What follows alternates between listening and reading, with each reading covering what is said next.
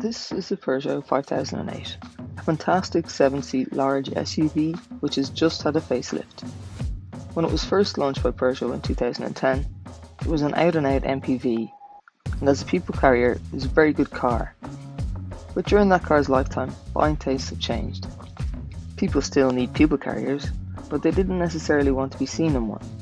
So the MPV market shifted to SUVs, and that's exactly what Peugeot delivered with the second generation 5008 in 2017, transforming the functional and practical first gen model into the fashionable and practical second gen. It's a large SUV that we've always rated as very good indeed.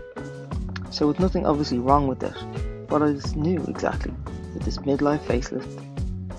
It's mainly styling changes, and you can see up front it does look very different from before. What hasn't changed are the 5008 rivals. So if you're looking at this large SUV, you may also be considering cars like the Kia Sorrento, Nissan X-Trail, Seat Sirocco, and Skoda's Kodiaq. The system itself is positioned high up on the dashboard, so it's easy to reach and see. The systems you get in the Sorrento, Sirocco, and the Kodiaq are a little less eccentric than the Peugeot system. It has the layout of the icons, which are a little bit small, and the system might be a little bit laggy in its response.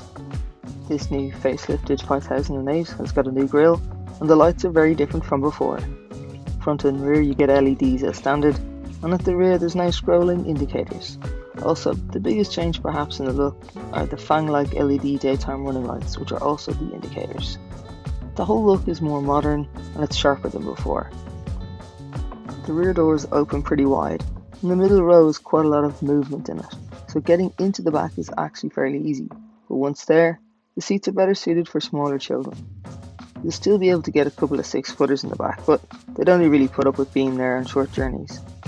As for leg and knee room, you can move the seat a little bit further forwards so that legs aren't completely crushed. As 7-seat SUVs go, you've got more space in the back than you would in a Kodiaq, and it's not ridiculously cramped. You could use the seats for adults, but a Kia Sorrento is more spacious. It's also worth knowing that not every large SUV offers a 7-seat option, so cars like the Citroen C5, the Mazda CX-5, they're strictly 5-seaters only in the back. You've also got cup holders in there, you've got a couple of trays, but strangely only on the right hand side, you don't get a cup holder. Overall the space in the middle row is good rather than outstanding. What the 5008 is very good at is fitting 3 people side by side, because there's really a good amount of shoulder room, and it's also a completely flat floor, which rivals don't have. You've also got Isofix mounts in the rear 3 seats, but none in the third row, and none for the front passenger seat either. But go for a low premium trim or above, and you get trays in the backs of the front seats, as well as the window blinds. Peugeot haven't done anything fancy with the engines for this facelift. You've still got 2 conventional petrol engines and 2 diesel engines. The 5008 has accurate but fairly quick steering, which does take a bit of getting used to when placing the car in corners, but it's great when you're parking and you want to add lots of lock on quickly. The automatic gearbox is pretty good for the most part. It shifts smoothly, and you now get a drive mode selector standard with your auto gearbox after the facelift. It's the simple boxy dimensions of the 5008 that make the boot space work so well.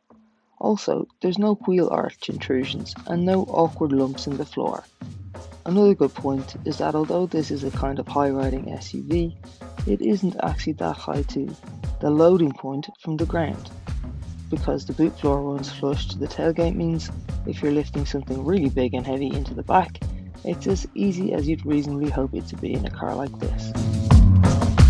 The 5008 is stylish, it's good to drive, really practical, and it's definitely one of the favourite large SUVs out there.